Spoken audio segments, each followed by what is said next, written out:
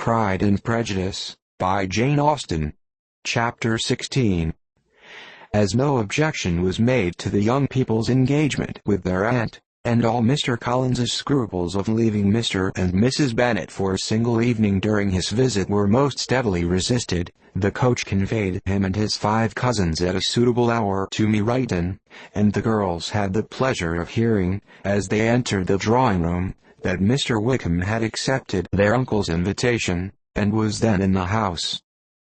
When this information was given, and they had all taken their seats, Mr. Collins was at leisure to look around him and admire, and he was so much struck with the size and furniture of the apartment, that he declared he might almost have supposed himself in the small summer breakfast parlour at Rosings, a comparison that did not at first convey much gratification, but when Mrs. Phillips understood from him what Rosings was, and who was its proprietor, when she had listened to the description of only one of Lady Catherine's drawing-rooms, and found that the chimney-piece alone had cost £800, she felt all the force of the compliment, and would hardly have resented the comparison with the housekeeper's room.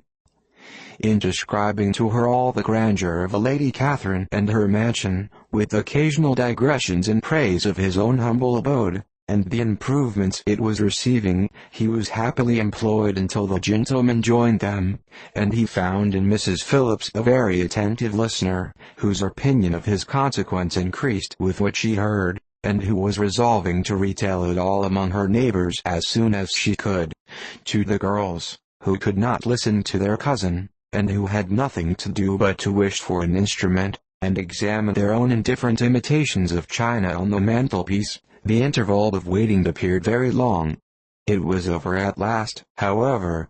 The gentlemen did approach, and when Mr. Wickham walked into the room, Elizabeth felt that she had neither been seeing him before, nor thinking of him since, with the smallest degree of unreasonable admiration.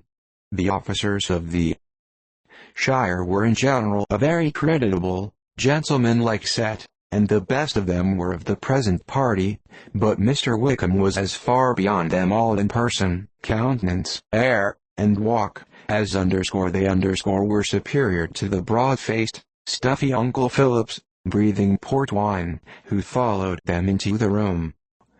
Mr. Wickham was the happy man towards whom almost every female eye was turned, and Elizabeth was the happy woman by whom he finally seated himself, and the agreeable manner in which he immediately fell into conversation, though it was only on its being a wet night, made her feel that the commonest, dullest, most threadbare topic might be rendered interesting by the skill of the speaker.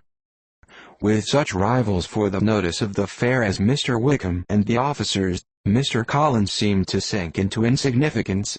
To the young ladies he certainly was nothing, but he had still at intervals a kind listener in Mrs. Phillips, and was by her watchfulness most abundantly supplied with coffee and muffin. When the card tables were placed, he had the opportunity of obliging her in turn, by sitting down to whist. "I know little of the game at present," said he, "but I shall be glad to improve myself, for in my situation in life." Mrs. Phillips was very glad for his compliance, but could not wait for his reason. Mr. Wickham did not play at whist, and with ready delight was he received at the other table between Elizabeth and Lydia.